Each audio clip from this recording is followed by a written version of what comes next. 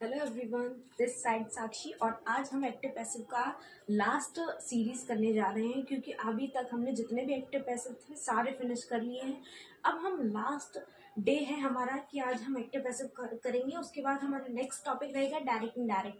तो ये समझ लीजिए कि आपके बोर्ड में आने वाले जितने भी एक्टिव पैसिव के रूल्स होंगे वो सारे हमने कवर कर लिए।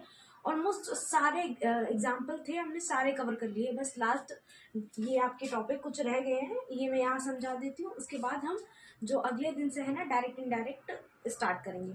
तो चलिए सबसे पहले इन्हीं से स्टार्ट करते हैं, समझते हैं किस तरीके से किस सेंटेंस को करना है। पहला सेंटेंस दिया है he has answered all the questions. देखिए यहाँ पे हैज आंसर्ड दिया गया हुआ है। हैज आंसर्ड समझते हैं ना, मैंने आपको बताया था कि जब भी हैज और हैव वाली कंडीशन आती है आपको बहुत ध्यान रखना है कि जब हैज और हैव की कंडीशन आती है तो हैज और हैव के साथ हमेशा वर्ब की थर्ड फॉर्म का यूज किया जाता है। और हैज और हैव वर्ब की थर्ड फॉर्म है, इसलिए आपको पैसे बनाते समय वर्ब की थर्ड फॉर्म का एफर्ट नहीं डालना पड़ता। दूसरी चीज, हैज हैव और हैड के साथ आपको पैसे बनाते समय सिर्फ बीन का प्रयोग करना होता है। बाकी जैसे एक्टिव से पैसे बनाते समय जो रूल रहते हैं वैसे के वैसे ही रहते हैं। चलिए यहाँ मैं आपको समझाती हूँ कैसे करना है इस सेंटेंस को।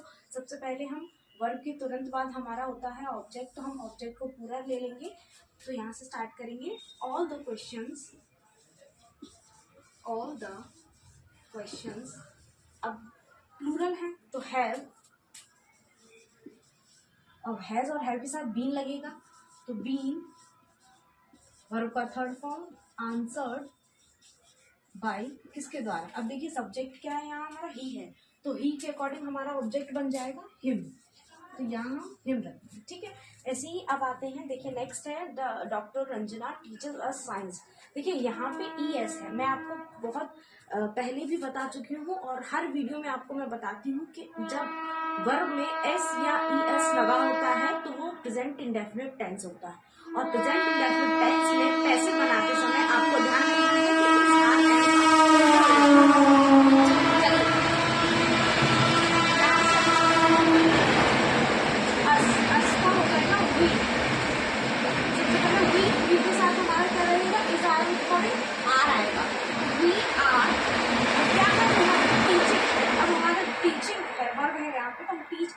लगाएंगे टट।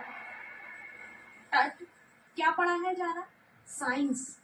टट साइंस किसके द्वारा, by doctor Ranjana, by doctor Ranjana. देखिए यहाँ पे डॉक्टर का डी और रंजना का आर कैपिटल। ये चीज भी आपको ध्यान रखनी है क्योंकि 10th क्लास में पंक्चुएशन नाम का भी एक चैप्टर है, वो भी हम करवाएंगे। तो आपको छोटी छोटी चीजों में ध्यान रखना है कि कैसे क्या वर्ड को किस तरीके से लिखा जाता है। ग्रामर का असली मतलब यही होता है कि किस शब्द को किस तरीके से रिप्रेजेंट कर रहे हैं। ऐसे ही अब देखते हैं do this work at once. देखिए do this work at once, अब ये आपका जो सेंटेंस है वो इम्परेटिव सेंटेंस है और मैंने आपको इम्परेटिव सेंटेंस के बारे में बताया था कि इसमें यू हाइड रहता है, ठीक है। तो अब देखिए हम इसमें कैसे करते हैं। सबसे पहले इस सेंटेंस को देखिए, डू दिस वर्क। तो हम अब ये डू दिस वर्क है तो ऑब्जेक्ट से स्टार्ट करेंगे। तो हमारा यहाँ देखिए ऑब्जेक्ट यहाँ क्या है, एट वंस है, ठीक है। लेकिन हम कैसे स्टार्ट करेंगे, देखिए इम्परेटिव सेंटेंस में थोड़ा सा अलग रूल लगाना होता है हमको। थोड़ा सा बस चेंज है, बाकी ज्यादा चेंज नहीं होता है। तो हम यहाँ से स्टार्ट करेंगे, दिस वर्क। अब दिस वर्क ये हो गया सब्जेक्ट, शुड बी। अब क्या, डू है तो डू का थर्ड फॉर्म हो जाएगा डन, डन एट वंस, ठीक है। अब देखिए ना ही इसमें बाई लगाया गया है और ना ही इसमें एट वंस को पहले रखा गया है क्योंकि ये इम्परेटिव सेंटेंस है। तो इम्परेटिव सेंटेंस का थोड़ा सा रूल अलग होता है, इसको जब आप डीपली पढ़ेंगे तो आपको समझ में आएगा ये रूल क्यों इतना डिफरेंस है इसमें और अन्य सेंटेंसों की अपेक्षा। अब देखते हैं ही पोस्टेड अ लेटर। अब ये देखिए ईडी लगा हुआ है, मैंने आपको बताया है कि जब वर्ब की सेकंड फॉर्म लगती है तो टेंस पास्ट इंडेफिनिट होता है और जब पास्ट इंडेफिनिट को चेंज करते हैं तो वॉज और वर का प्रयोग करते हैं। चलिए आइए इसको भी हम ऐसे ही सॉल्व करते हैं।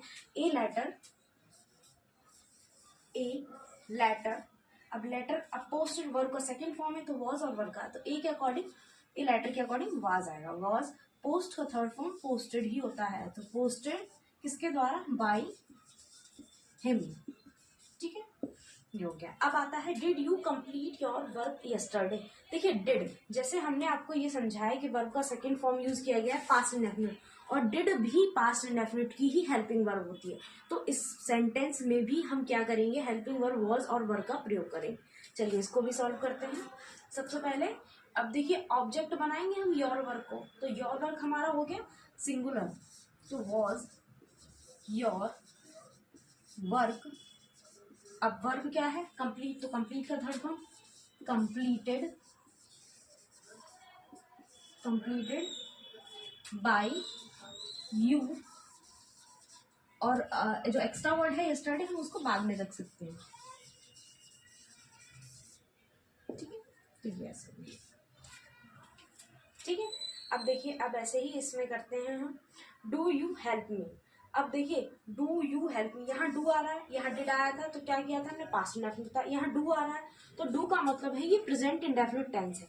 तो प्रेजेंट इंडेफिनिट की पहचान क्या होती है कि वर्ब जो हेल्पिंग वर्ब होती है वो पैसे बनाते समय इज आर एम का प्रयोग करते हैं। तो यहाँ हम ऐसे ही करेंगे, सबसे पहले आई को ऑब्जेक्ट से सब्जेक्ट बनाएंगे, तो उसके अकॉर्डिंग आएगा हमारा एम, एम आई।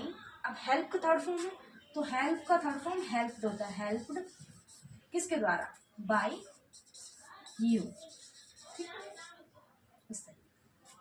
तो हमारे ये जो लास्ट एपिसोड था एक्टिव और पैसिव का वो पूरा खत्म हो चुका है। अब हम नेक्स्ट टॉपिक या डायरेक्ट स्टार्ट करेंगे नेक्स्ट वीडियो से। थैंक यू सो मच कि आप लोगों ने एक्टिव पैसिव को इतने अच्छे से पढ़ा। आई होप आप लोगों को बहुत अच्छे से समझ में आएगा। Thank you so much for watching. Thank you.